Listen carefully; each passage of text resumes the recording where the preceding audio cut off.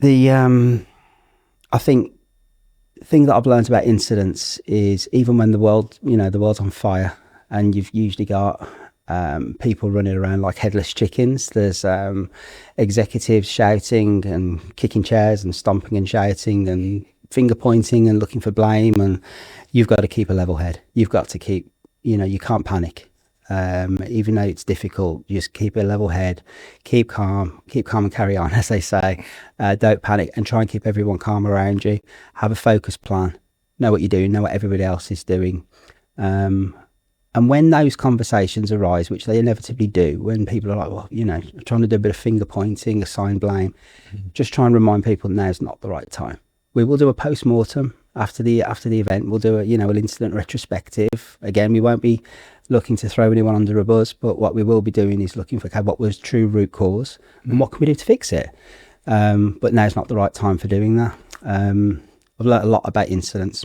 I think it's one of the things that I see in a lot of the businesses that I work in today. They're not match fit, ready for an incident. They are now, because I've been working with them for a while.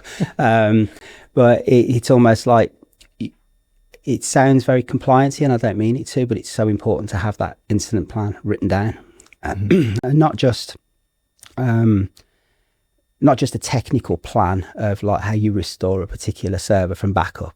I'm talking about like roles and responsibilities. Who's doing what? Who's the incident commander? Who's the executive decision maker? Who the technical resources that you're going to call upon at 3:00 on a Saturday morning when there's potentially ransomware on your network. Know all those roles, and importantly, rehearse it.